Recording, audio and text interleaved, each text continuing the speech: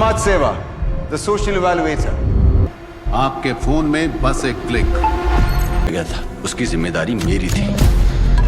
अगर private sector में चला गया तो पुलिस का कहना है कि उसने अपने लैपटॉप से जरूरी इंफॉर्मेशन भेज दी। Is that similar to? उसे कुछ नहीं होगा।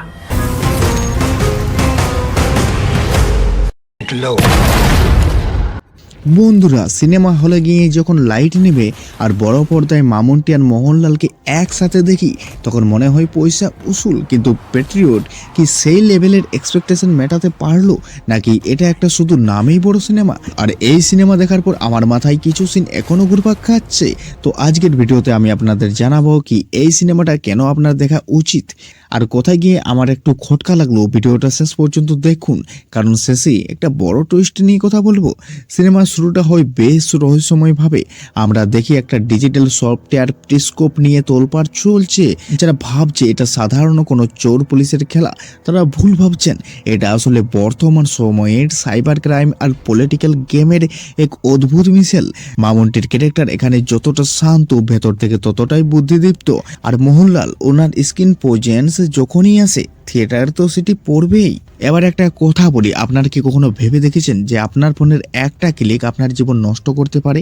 এই সিনেমাটা ঠিক সেই ভয়টাকেই ফুটিয়ে তোলা হয়েছে।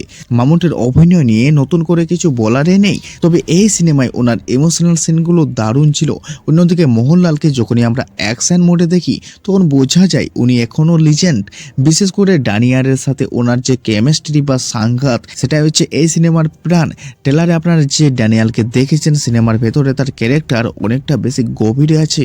মহেশ নারায়ণের direction just top touch. Background music আপনার হার্টবিট বাড়িয়ে দেবে। এই সিনেমার সিনেমাটোগ্রাফি খুব রিয়েল রাখা হয়েছে, কোনো আলগা জমক নেই। ট্রেনের সেই সিকোয়েন্সটা বড় পর্দায় দেখলে আপনার মনে হবে আপনিও ট্রেনের মধ্যেই আছেন। কিন্তু একটা জিনিস খেয়াল করবেন, সিনেমাটার ইন্টারভেলের ঠিক আগের সিনটা আমি শিওর আপনারা কেউ ওটা প্রিডিক্ট করতে পারবেন না।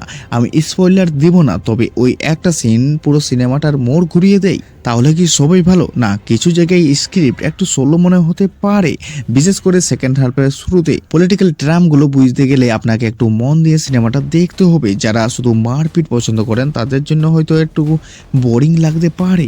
সব মিলিয়ে প্যাট্রিয়ট একটা সলিড পলিটিক্যাল থ্রিলার। মামুনটি আর মোহনলালের ফ্যান হলে অবশ্যই দেখবেন, কিন্তু আপনি যদি ভালো মেকিং এর সিনেমা দেখতে পছন্দ করেন তবে এটা মিস করবেন না। আমার রেটিং থাকবে এটা 5-এর মধ্যে 4। তাহলে আপনারা কবে দেখছেন প্যাট্রিয়ট? যারা অলরেডি দেখে ফেলেছেন তারা অবশ্যই কমেন্টে জানান যে আপনার মুভিটা কেমন লেগেছে। আর হ্যাঁ, সেভরক্স চ্যানেলটিকে সাবস্ক্রাইব করতে ভুলবেন না। চলুন এরপর দেখা হচ্ছে পরের ভিডিওতে। जबान संभाल कर बाबा।